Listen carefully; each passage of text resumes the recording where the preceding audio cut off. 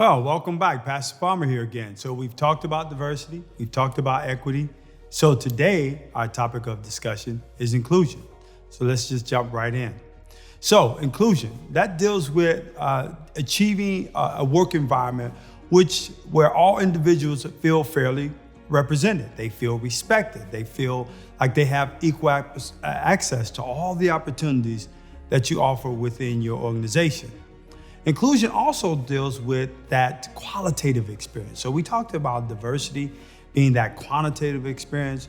Well, inclusion deals with that qualitative experience about different racial groups, different ethnic groups. Do they feel like they can be a part of the organization, that their perspectives, their experiences are allowed to be expressed and brought to the table? Do they feel included in the sense that their opinions matter, their thoughts matter? You know, we talk about diversity and inclusion sometimes seemingly as one term, but it's possible to have a diverse workforce in that you have the quota or the share of women on the workforce that you need. But the question is, do they feel included? Do they feel like their experiences matter, their perspectives matter, right? So here's what I say. Inclusion means that individuality and authenticity is allowed and preferred over cultural conformity. In other words, when you hire different people, diverse people, you allow them to bring to the workforce their total selves. And they do not have to conform to fit in. They do not have to go along to get along. So as we think about diversity, we're simply talking about this reality that different people groups that are represented in the organization feel included. That means that they feel like their diverse thoughts, perspectives, experience are all a part of what goes into driving your organization. They feel like they're empowered, right? Inclusion means that you empower your employees, all of those diverse populations of employees that you have. Inclusion deals with a representation of worth, right? People want to feel like they're valued in the organization. Inclusion promotes a sense of belonging. When people feel included, they feel that they belong as a part of the organization. When people feel included, productivity greatly, significantly increases. Inclusion values the individual talents, the history, the experience, the customs of all of those diverse populations that you have working with you, working as a part of your organization, and to achieve those great outcomes that you desire. But I want to warn you that where we lack inclusion in the workplace, diversity is difficult. In fact, where we lack inclusion, diversity may fail. Now, inclusion recognizes this reality that everyone gets to be involved, everyone gets to participate, everyone gets to contribute. And at the same time, they get to participate and contribute, they get to maintain their identity, right? So when you look at this photo, we're gonna create this beautiful picture of what our organization does and the goals that we want to accomplish, and everybody gets to be who they are in the process. Diverse individuals feel included when they can do a few things. One is when they can use their voice, when they can be honest and voice their opinions and voice their concerns. They feel included when they can participate in the decision-making process, right? They feel like they've been heard. You know, when we're thinking and we're sitting around the table and we're having staff meetings, you know, how do we engage those employees that will never speak up? You know, part of that silence has to do with sometimes not feeling included, right? And so how do we get them to participate in the decision-making process? Diverse populations feel included when you increase the amount of power they have within the organization, when they feel like they have responsibility. They also feel included when they feel like they belong, right? So look at this pyramid. So without inclusion, diversity is nothing more than a facade, nothing more than an illusion of progress. Now, I may be speaking to some of you all who have done a lot of things to diversify your workforce, but you have a high turnover in your diverse population, right? You get diverse populations, but they don't stay long. The key ingredient that could be missing is inclusion, because they realize that diversity is a facade, right? They don't really get to participate. They don't really get to be authentic. They don't really get to get involved in the decision-making process. Diversity and inclusion increases the sense of belonging. And when that sense of belonging increases, it leads to more positive engagement. When we get to that place of more positive engagement, guess what increases? Productivity. Your goals move a little bit faster. So there's a strong correlation between whether employees feel that they are respected as people, that they are part of the organization, to how they feel when it comes to communicating with their peers honestly, right?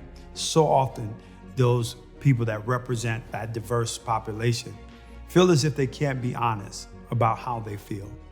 They draw a correlation between feeling included and being able to be honest and transparent. They also draw a connection between feeling included and feeling appropriately involved in the decisions and the work that you do, right? They're not just sitting in a corner and told to keep their opinions to themselves. They also feel included when they feel that they can count on their peers when they need help, that their peers are supportive of them. You increase their feeling of inclusion when they feel like they have this satisfaction and this ability to be autonomous in the work that they do, right? They get to be individuals in the work that they do.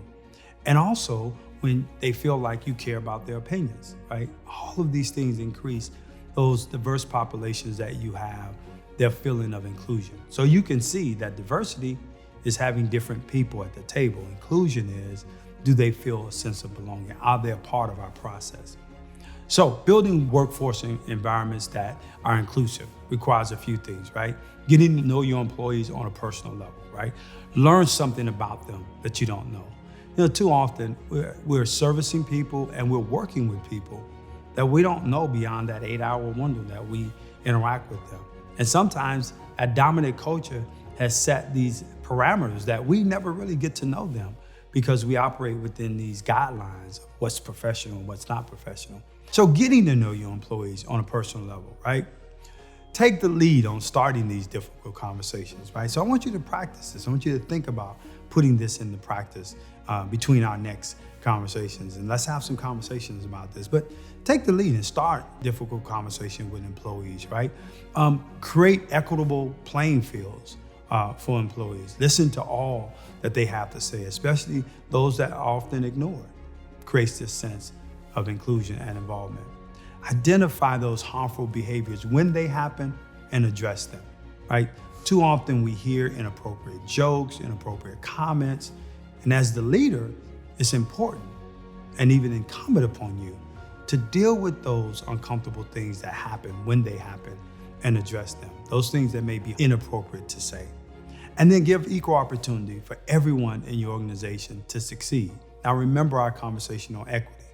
For some, you might have to develop a leadership program. You might have to develop a program to help them gain the skills necessary to advance. But don't just leave them out. Don't just overlook them.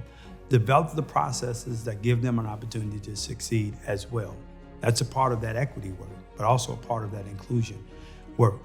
And then confront norms set in place by others, by groups, by the dominant group. Maybe some of these norms were in place when you got there, right? But address some of those norms that are inappropriate, right? And that are not inclusive of certain groups. And so now that we've completed our discussion on inclusion, I'm excited when we get together soon to talk about this particular portion of this particular nuance.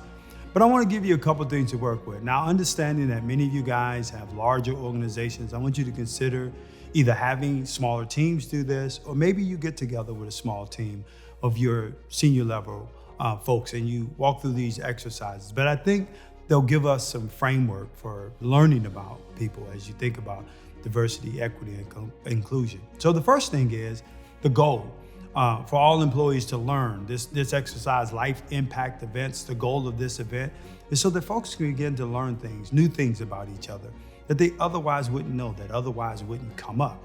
So I want you to consider a couple of things. Ask everyone to think about those 3 most defining moments of their life. Think about how it impacted them, right? Share it with the team. Put it on a whiteboard. If you're doing this virtual, find some virtual whiteboard to use. Put it up there so folks can see these things as we begin to build these different stories. Have each employee kind of present those 3 moments that really impacted their lives to the team. Share their story to the degree that they feel comfortable, right? And then move around that space, right? And begin to ask employees to share what their takeaways were. You learn some interesting things when you get people in this safe environment and you just have this dialogue about life and what has really impacted them. And I know you guys are busy, so if you get an opportunity to do this second one, this one can almost be done through email. And it's a simple question. How do you feel, right? This gives people an opportunity to talk about things that impact them outside the workforce. Whether we like to accept this or not, but what impacts employees outside the workforce often comes back to work with them. So these polarizing events that are happening sometimes in our country, in our city, sometimes it happens in our own city or our own state, right? Have a conversation with groups. Again, break into small groups, right? And throw something out there like, if you knew me, you know that, and let them each complete that statement. Or you can talk about things like the rose being the best, the thorn being the worst parts of my last week, right? What was the best and the worst of my last week? If you want to get really courageous with this, pick a current event, right? I had some very interesting conversation with some folks in the Kentucky Court of Justice about the trifecta of Ahmaud Arbery, Breonna Taylor, and George Floyd. And we found some interesting things out about employees. Folks were suffering in traumatic ways as a result of some of the protests happening right beneath their living space. And we didn't even know employees were this close to some of the protests and the trauma they were experiencing. It informed other employees how to support that employee, how to have empathy for that employee, and how to connect with her pain. And so I want to challenge you to do these two events if you get a chance to. And I'd love to have some conversation in our next session about the things you learn. So again, thank you. We're moving along this journey. So thank you, and I look forward to seeing you in our next discussion. Goodbye.